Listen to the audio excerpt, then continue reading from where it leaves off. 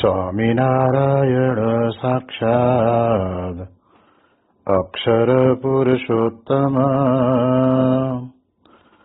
સર્વેભ્ય પરમં શાંતિમ આનંદમ સુખમર્પયેત. શ્રી સ્વામિનારાયણ ભગવાનની જય. શ્રી અક્ષર પુરુષોત્તમ મહારાજની જય. શ્રી ગુણાતીતાનંદ સ્વામી મહારાજની જય. શ્રી પ્રમુખ સ્વામી મહારાજની જય. શ્રી મહંત સ્વામી મહારાજની જય. પ્રગટ ગુરુ હરિ પરમ પૂજ્ય મહંત સ્વામી મહારાજની આજ્ઞા અને આશીર્વાદથી આપણે બધાએ શ્રાવણ માસ અંતર્ગત નિત્ય પ્રાતઃ કથાનો લાભ લઈ રહ્યા છીએ. આજે આપણા માટે ઓગસ્ટ મહિનાની 9મી તારીખ અને શુક્રવારનો મહાપવિત્ર દિવસ છે અને 1333મી સભા થાય છે અને કહત હૈ સહજાનંદ એ વિષય ઉપર 984મો દિવસ થાય છે. ભગવાન સ્વામિનારાયણ ગરડા પ્રથમ પ્રકરણના 62ના વચનામૃતની અંદર ભગવાનને વિશે રહેલા જે 39 કલ્યાણકારી ગુણો છે એ સંતને વિશે કેવી રીતે આવે એના સંદર્ભની અંદર આ વચનામૃતમાં વિશેષ વાત કરે છે. તો આપણે એ 39 લક્ષણોની અંદર એનો મર્મ સમજવાનો પ્રયત્ન કરી રહ્યા છીએ. તો આપણે સત્ય, શૌચ, દયા, શાંતિ અને ત્યાગ આટલા 5 ગુણો ઉપર આપણે ચર્ચા કરી. હવે 6થો ગુણ આવે છે સંતોષ, જેનો અર્થ અહીં આગળ આપણને સમજાવે છે કે સદાય ક્લેશે રહિતપણું. બીજી રીતે આપણે જોવા જઈએ તો આપણે ત્યાં એવું પણ કહેવાય છે કે સંતોષી નર સદાય સુખી. ભગવાનના કલ્યાણકારી ગુણોની અંદર સંતોષ રૂપી ગુણ પણ ભગવાનને વિશે આપણને સહેજે સહેજે અનુભવાય છે અને એના એ જ ગુણો આપણને બ્રહ્મ સ્વરૂપ ગુણાતીત ગુરુવર્યોના જીવનની અંદર પણ આપણને અનુભવાય છે. જે વ્યક્તિના જીવનની અંદર સંતોષ નથી રહેતો અને પોતાના અંતરની અંદર આશા અને આકાંક્ષાઓની અંદર એ વિશેષ ને વિશેષ જળતલપું નાખતો રહેતો હોય છે, એ પ્રકારે એના જીવનની અંદર એને અંતરની અંદર સદાયને માટે ક્લેશ થાય. પણ જેને સંતોષ રાખે છે એને હંમેશને માટે ક્લેશથી એ વિરક્ત બની જાય છે. આપણે જાણીએ છીએ કે સગા 2 ભાઈઓ હોય, 2 ભાઈઓને પિતાની હાજરીની અંદર જમીનના ભાગ પાડી દીધા હોય અને પછી પણ એકને પૂરો સંતોષ હોય કે આપણને 25 વીઘા જમીન મળી છે એટલે આપણે બહુ ચિંતા કરવા જેવી નથી, અને બીજાને 25 વીઘા જ મળી હોય પણ મનમાં એમ રહે કે આ 25 વીઘાની અંદર જે વાવેતર કરીએ છીએ એમાં વળી કદાચ મોટા ભાઈની જમીનની અંદરથી શેઢા ઉપરથી થોડું થોડું આ બાજુ આપણે લેતા જઈએ તો આપણે થોડુંક અનાજ વધારે પાકે. એટલે આવી પ્રકારનો સંતોષ જેને અંતરની અંદર નથી હોતો એને ઉદ્વેગ રહ્યા જ કરશે અને ક્યારેય પણ પોતાના જીવનની અંદર એવું નહીં સ્વીકારે કે ભાઈ મને જે મળ્યું છે એની અંદર મને પૂરો સંતોષ છે. અને એટલે યોગીજી મહારાજ પોતે વાત કરીને કહેતા કે આશા હિ પરમમ દુઃખમ, નિરાશા હિ પરમમ સુખમ. આશા માણસ માત્રના જીવનની અંદર ક્લેશ ઉભો કરે છે. જો એ આશા, સંતોષની આશા એને અંતરની અંદર હોય તો પછી એના જીવનની અંદર એને ક્લેશ થતો નથી. એ પોતે પૂર્ણ કામ માને છે. જેમ આપણે જાણીએ છીએ કે 3x6 ખાટલાની અંદર આપણે આખી જિંદગી પૂરી કરી હોય, પણ કોઈકનો બંગલો જોઈને આપણા અંતરની અંદર આપણને એમ થાય કે મારું કાથીના ગૂંથેલા ખાટલામાં આખી જિંદગી કાઢી, પણ હવે આવો મોટો વિશાળ બેડરૂમ બની જાય, ડબલ બેડ બને અને બંગલો પણ સારો બને, એવી આશા રાખીને બેસી રહે. અને આશામાં ને આશાની અંદર એ પોતે અંતરની અંદર ઉદ્વેગને પામતો જાય કે આવું ક્યારે થશે. અરે ભાઈ, એટલો તો વિચાર કરો કે ભલે ને 6x6 પલંગની અંદર એ આળોટતો પણ એને ઊંઘ આવે ને તો સારું. અને આપણે ભલે કાથીના ખાટલાની અંદર ધડકલી પાથરીને સૂતા હોઈએ, પણ ભગવાનની દયાથી જો સંતોષ હોય ને તો જબરજસ્ત ઊંઘ આવે. પૂજ્ય મહંત સ્વામી મહારાજ ઘણી વખત વાત કરીને કહેતા કે જ્યારે તેઓ બધા વિદેશની યાત્રાએ ગયેલા, એમાં મારા ખ્યાલ મુજબ જાપાનનો જ પ્રસંગ છે, અને જાપાનની અંદર એક ભાઈના બંગલાની અંદર એ ઉતર્યા હશે અને ત્યાં આગળ એને આ બેડરૂમની અંદર 5 કરોડ રૂપિયાનો પલંગ હતો. હવે આપણે વિચાર કરીએ ત્યારે આપણને ખ્યાલ આવે કે 5 કરોડનો પલંગ એટલે મહંત સ્વામી મહારાજ પોતે છે ને બહુ મીઠું દ્રષ્ટાંત આપીને કહેતા કે બજારની અંદર 1 રૂપિયે ડઝન કેળા મળતા હોય તો 100 ડઝન કેળાનો શું ભાવ થાય? તો કે 100 રૂપિયા. આ સીધું જ ગણિત છે ને. 100 રૂપિયા આપો એટલે 100 ડઝન મળે. એમ 500 રૂપિયાના ખાટલાની અંદર 8 કલાક ઊંઘ આવતી હોય તો 5 કરોડના પલંગ ઉપર કેટલા કલાક ઊંઘ આવે? જો માણસને સંતોષ નથી અને એના કારણે કરીને પોતાના જીવનની અંદર એ દુઃખી થયા કરે છે. અને જ્યારે એ પલંગને ત્યાં જોયો અને પછી અમને પૂછ્યું કે તમે આટલા બધા મોંઘા પલંગની અંદર સૂવો છો તો તમને ઊંઘ બહુ આવતી હશે. ત્યારે એણે કહ્યું કે રાત્રે 3 વખત ઊંઘની ગોળી લઉં ને ત્યારે માંડ ઊંઘ આવે છે. ત્યારે આપણને ખ્યાલ આવે કે માણસને સંતોષ નથી હોતો. બાકી જો જીવનની અંદર જેમ ભગવાને આપણને જીવન આપ્યું છે, અને એટલું તો નક્કી જ છે કે ભગવાનનું પોતાનું કર્તવ્યના બિરુદ છે કે હું કદાચ એને ભૂખ્યો ઉઠાડીશ ખરો, પણ ભૂખ્યો સૂવા નહીં દઉં. પછી જેને જે પ્રમાણે મજૂરી કરે, કોઈ નાનું મોટું કામ કરે, એમાંથી જે મળે એની અંદર સ્વામી કે રોટલો ને શાક અથવા તો રોટલો ને અથાણું મળી રહે ને તો પેટ જ ભરવાનું છે.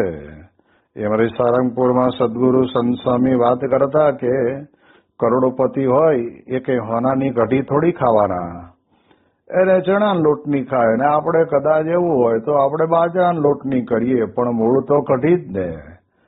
અને રોટલાના બટકાની ઉપર ચડાવીને ખાવાનું છે. ગળા નીચે ઉતરી ગયું એટલે વાત પૂરી થઈ ગઈ, આપણી જઠરાગ્નિને પોષણ મળી રહ્યું. પણ માણસને એટલા બધા અંતરની અંદર અભરખા જાગતા હોય છે કે આટલું લઈ લઉં, આટલું મેળવી લઉં, આટલું કરી લઉં. જેના માટે યોગીજી મહારાજ પોતે દ્રષ્ટાંત આપીને કહેતા કે ગામની અંદર એક શેઠ હતા અને શેઠ પોતે સારો ધંધો ચાલતો હતો, પણ એક વખત પોતે અંતરની અંદર ઊંડા ઉતરી ગયા હશે અને ચિંતામાં સુકાવા માંડ્યા. અને ત્યારે એના પત્નીએ પૂછ્યું કે તમે કેમ આમ દુબળા પડવા માંડ્યા છો? શરીર કેમ સુકાવા માંડ્યું છે? શેની તમને ચિંતા છે? ધંધા રોજગાર તો બરાબર ચાલે જ છે, તો આટલું બધું ટેન્શન શેનું છે? એ કે આમાં તને ન ખબર પડે. અરે પણ તમે કહો તો ખરા, તો મને ખબર પડે તો હું તમને પણ સહકાર આપું. અને ત્યારે શેઠે પોતે વાત કરી કે સાંભળ, આપણે 7 પેઢી સુધી આપણી છોકરા એ બધા ખાઈને એટલું તો આપણી પાસે ધન ભેગું થયું છે. પણ હવે 8મી પેઢી એનું શું થશે એનું મનની અંદર ટેન્શન રહે છે. અને ત્યારે તે વખતના સમયની અંદર એના ધર્મપત્ની સમજી ગયા કે કારણ વગરનું, આમ સમજી રાખવાનું, પરિવારની અંદર દીકરા હોય કે દીકરી હોય, એ જન્મે ને ત્યારથી પોતાનું ભાગ્ય લઈને જ આવે છે.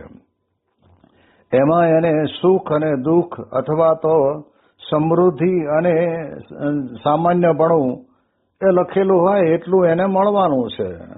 એના માટે થઈને કોઈ વ્યક્તિ ગમે તેટલા કાળા ધોળા કરશે ને તો પણ કહેવાય છે કે જેટલું હશે ને ત્યાં જ આવીને ઊભું રહેશે. પણ માણસ પોતાના જીવનની અંદર અતિશય વલખા મારીને એ દુઃખી થવાના પ્રયત્નો કરે. એટલે શેઠાણીએ તો વિચાર કર્યો કે હવે અમને મારે સમજાવવું કેવી રીતે? તમે આ ચિંતા છોડી દો, એવું તો કહેવું હોય તો કે ખરા, પણ માને નહીં. એટલે ગામની અંદર મંદિરમાં કોઈક મહાત્મા આવ્યા હશે અને એ મહાત્માને સવારના પહોરમાં એક ત્રાસની અંદર લોટ, ગોળ, ઘી, તેલ, ખાંડ, મીઠું, મરચું, હળદર, આ બધું આદિક શાકભાજી બધું સાથે મૂકી કપડું ઉપર ઢાંકીને શેઠને કહ્યું કે તમે દુકાને જાઓ છો તો જતા રસ્તામાં જ આ મહાદેવજીનું મંદિર આવે છે અને એ મહાત્માને તમે આજે આપણા તરફથી આ ઠાકોરજીના થાળનું સીધું સામાન આપતા જજો. એટલે શેઠાણીએ કહ્યું એટલે પછી તો લઈને તો ગયા અને ત્યાં મહાત્માની પાસે આવીને કહ્યું કે લ્યો મહાત્માજી, આજે અમારા તરફથી તમે બ્રહ્મ ભોજન કરો. એટલે તરત જ ઓલા મહાત્મા હતા જેને ગામમાં ઘર નહીં, સીમમાં ખેતર નહીં, અને જ્યાં જે સ્થાનની અંદર રહે ત્યાં સુધી એને ભગવાનની દયાથી ખાવા પીવાનું મળી રહેતું હતું. એટલે એને કોઈ ચિંતા તો હતી જ નહીં. એટલે મહાત્માએ કહ્યું કે શેઠજી તમે આજ લઈને આવ્યા, પણ મારે આજના દિવસનું તો જમવાનું આવી ગયું છે.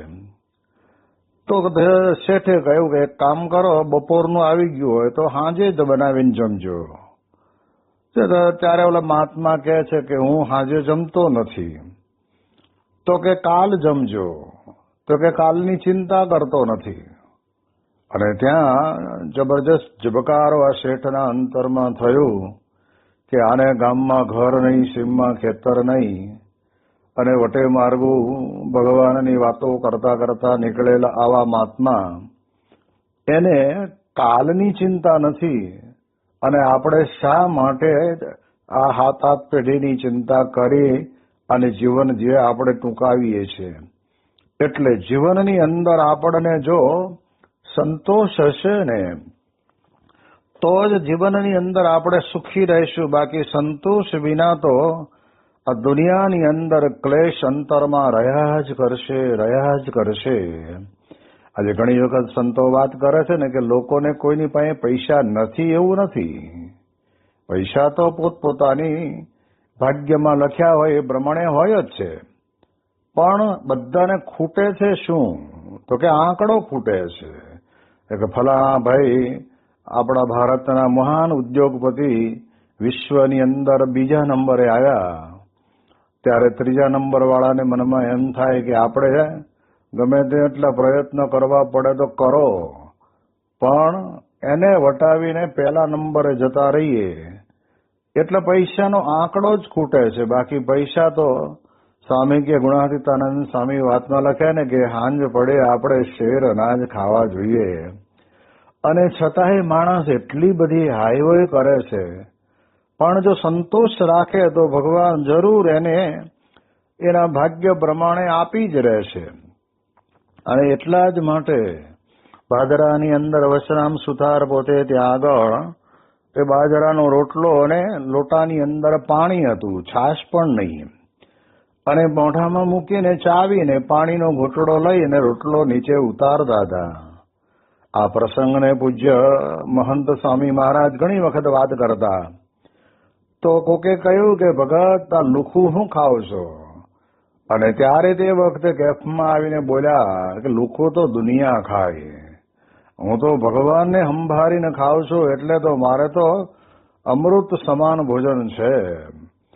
તો જો આ સંતોષ હતો. આમ આપણા જીવનની અંદર પણ આપણને જો સંતોષ હશે ને તો કોઈ દિવસ આપણને વાંધો નહીં આવે. સંતોષ એવ પુરુષસ્ય પરમ નિધાનમ. દુનિયાની અંદર મોટામાં મોટું નાણું આપણી પાસે કાંઈ હોય તો અંતરની અંદર રહેલો સંતોષ. અને સંતોષ હશે તો જ આપણા જીવનની અંદર આપણને ક્લેશ નહીં થાય. નહીતર તો સ્વામી કે દુનિયાની અંદર આ પ્રકારે જુદી જુદી પ્રકારના ક્લેશ તો અંતરની અંદર થયા જ કરતા હોય છે. એમાં ઘણી વખત રાગ દ્વેષ ને ઈર્ષા પણ એમાં આપણને મળતી હોય છે. કારણ કે રાગ દ્વેષ ને ઈર્ષામાં પણ ઘણી વખત ખોવાઈ જઈએ. એટલે એટલા માટે થઈને આપણને અહીંયા આગળ કહેશે કે હંમેશને માટે સંતોષનો અર્થ કરે છે સદાયને માટે ક્લેશ રહિત. એટલે ક્લેશ હોય જ નહીં. આજે આપણે જાણીએ છીએ પ્રમુખ સ્વામી મહારાજની સેવામાં ઘણા બધા સંતો વિદેશ યાત્રાની અંદર જોડાયા. બધાનો એક જ સૂર. સ્વામી બાપાની સાથે લાંબુ વિચરણ કર્યું હોય, રસોઈ બનાવીને ઠાકોરજીનો થાળ કરી સ્વામીશ્રીને જમાડ્યા હોય તો એક જ સૂર આવે છે કે પૂછે સંતો કે તમને વિશેષ કરીને સ્વામીશ્રીને શું ભાવે? ત્યારે આપણે તો સમજી જઈએ ને. પંગતમાં બેઠા હોય અને લાડુવાળો લાડુ પીરસવા જાય, પછી એની પાછળ પાછળ ગરમ ગરમ ભજીયાવાળો આવે અને ત્યારે તે વખતે ભજીયાવાળાને કે બે ચાર વધારે મૂકતો જા ભાઈ. એટલે સમજી લેવાનું કે આને લાડુ તો ભાવે છે પણ એના કરતા વધારે આ તીખાશવાળા ભજીયા વધારે ભાવે છે. એને સંતોષ નથી. જેટલા મળે એટલા લેવાના, ન મળે તો ભગવાનની ઈચ્છા. એટલે આવી પ્રકારે અંતરની અંદર આપણે જાણી જઈએ. એમ સ્વામીશ્રીને જમાડનાર સંતને ખબર તો પડી જ જવી જોઈએ, પણ દરેકનો મત એક થાય છે કે સ્વામીશ્રીને કઈ વસ્તુ ભાવે છે. થાળની અંદર જે કંઈ આવ્યું, જેવું આવ્યું અને જે પ્રમાણે અપાયું તે પ્રમાણે એમના મનની અંદર લેશ માત્ર પણ ક્યારેય આપણે એવું દેખાણું નથી કે સ્વામીને આ પદાર્થ વધારે ભાવતું હશે. એટલે એ દ્રષ્ટિથી પૂરા સંતોષી હતા. અને સ્વામી પોતે કહેતા કે મને પહેલેથી જ ઘરે હતો ને ત્યારથી જ ખાવા પ્રત્યેનો કોઈ વિચાર આવ્યો જ નથી. હવે આપણે તો જોઈએ સ્વામી કે જેમ નાડા એ વલખા મારે ને એમ સ્વામી કે ખાવા માટે લોકો વલખા મારતા હોય છે. આજે રસાસ્વાદને કારણે કરીને બહારની ઉભેલી લારીઓ ઉપર પછી પાણીપુરી હોય કે ભેળપુરી હોય, પૂરી પકોડી હોય, જે કંઈ હોય એ બધું જ કેવું છે, શું છે, કેમ છે, કશું જ જોતા નથી લોકો. અને રસાસ્વાદની આસક્તિની અંદર એ પોતાના પેટની અંદર આવો કચરો નાખે છે. ત્યારે એટલે આપણે સમજી લેવાનું કે પ્રમુખ સ્વામી મહારાજને જમવાની બાબતની અંદર પણ ક્યારેય એવું નથી થયું અસંતોષ જેવું કે આજે કંઈ જમવાની મજા ન આવી. હવે આશ્ચર્યની વાત તો એ છે કે ડબલ મીઠું પડી ગયેલું હોય તો પણ એ ભોજન સ્વામીશ્રી પોતે પ્રેમથી કરી લે છે. જે રોટલીની અંદર કરકર આવતી હોય છતાં પણ એ રોટલી પોતે સ્વામીશ્રી જમી જાય છે. પછી જે કઢીની અંદર ઘણા દિવસની ખાટી મલાઈ એની કઢી બની ગયેલી હોય ભૂલથી, અને એ કઢી પણ સ્વામીશ્રી પોતે જમી જાય છે, બોલતા નથી. અને સંતોષ છે કે જે છે તે આપણે પેટની અંદર જ નાખવું છે ને, બીજી ક્યાં ચિંતા કરવી. તો જો આવી રીતે મોટા પુરુષના જીવનની અંદર પૂરો સંતોષ, અને એ સંતોષના કારણે કરીને એમણે પોતે આખા વિશ્વની અંદર કેટલા બધા લોકોને સંતોષી બનાવી દીધા. કારણ કે પોતામાં આવો એક અમૂલ્ય ગુણ સંતોષીપણાનો, એમને પૂર્ણ સંકલ્પ કરવાનો, યોગીજી મહારાજના કરેલા સંકલ્પને પૂરો કરવા માટે પ્રયત્ન પૂરા કરવાના, અને કદાચ એમાં નિષ્ફળતા મળે તો મહારાજની ઈચ્છા ઉપર છોડી દેનારા એ પ્રમુખ સ્વામી મહારાજ પોતે ભગવાનને પ્રાર્થના કરે, પણ આ પ્રમાણે એમના અંતરની અંદર પૂર્ણ સંતોષ.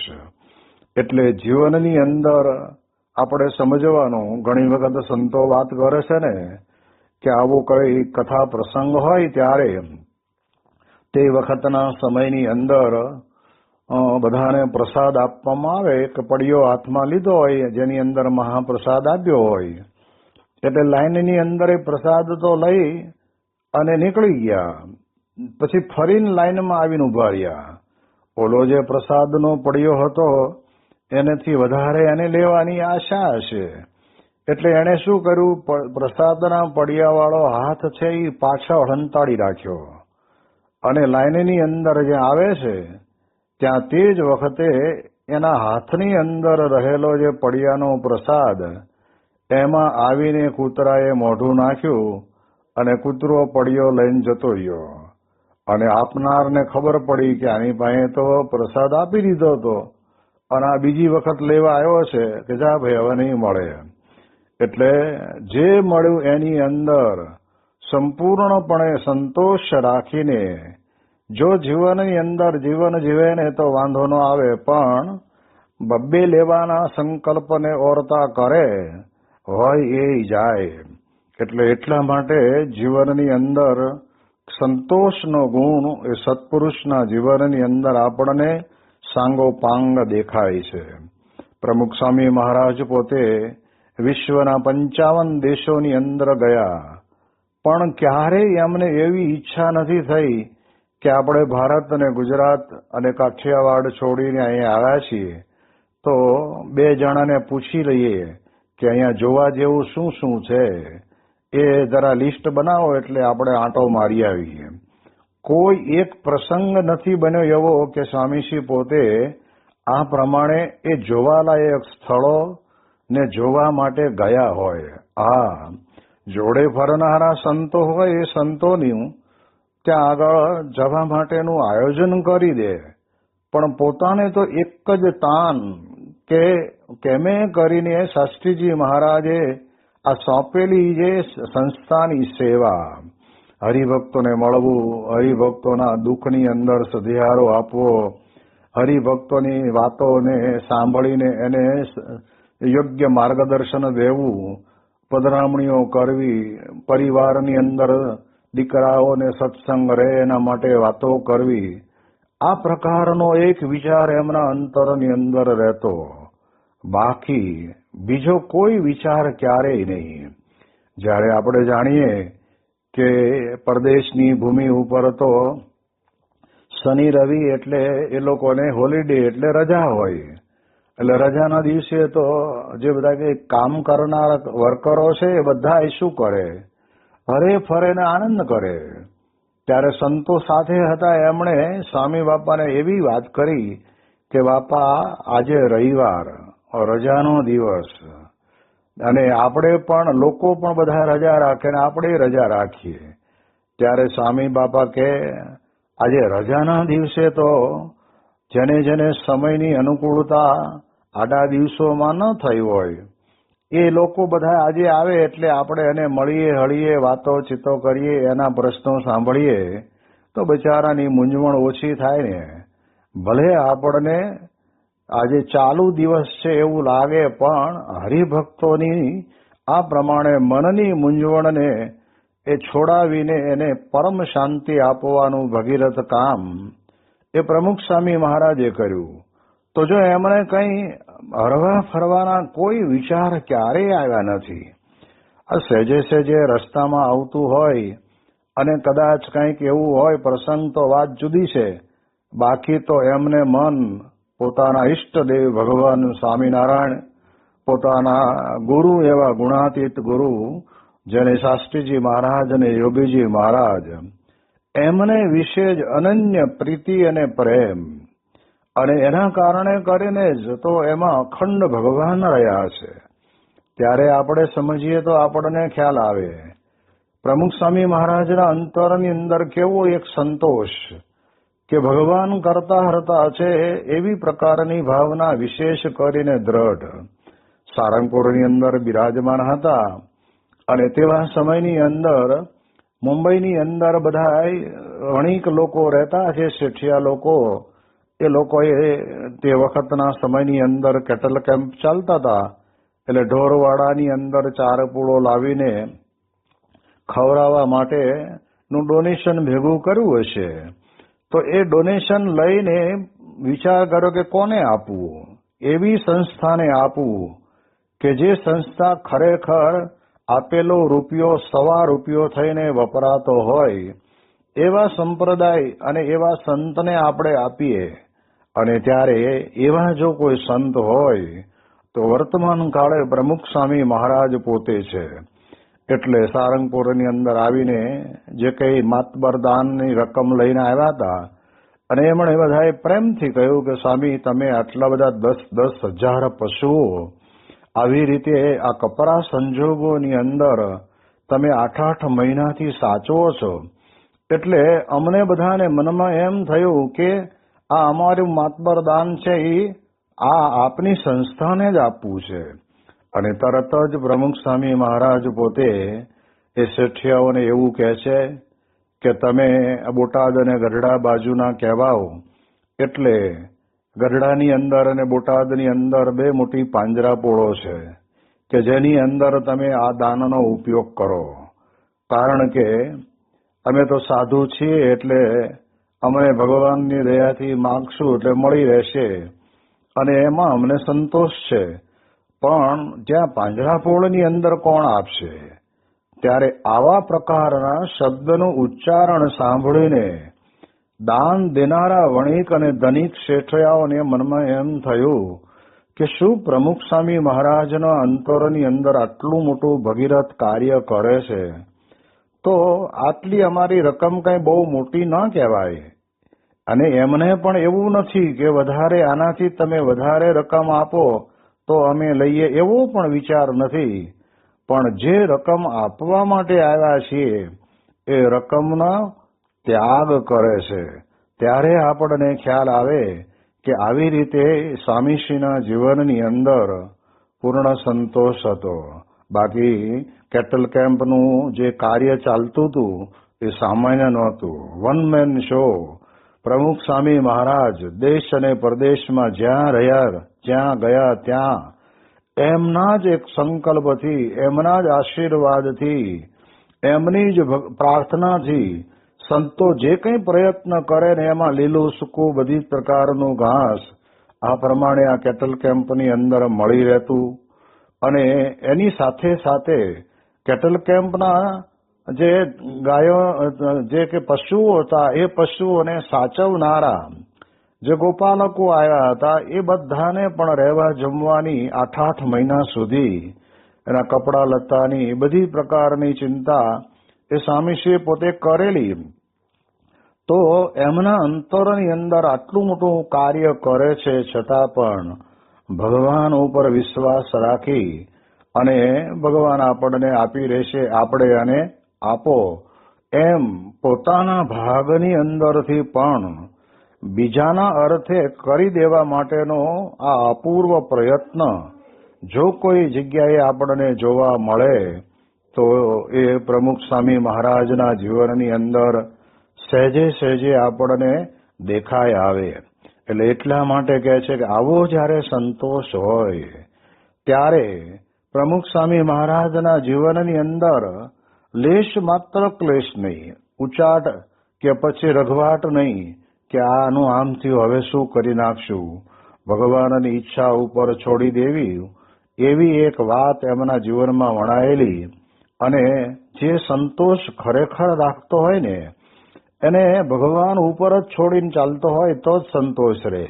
બાકી પોતે હું કરું એ જ અજ્ઞાન છે, સકટનો ભાર જેમ શ્વાન તાણે એમ આવું બધું ચાલતું જ હોય છે.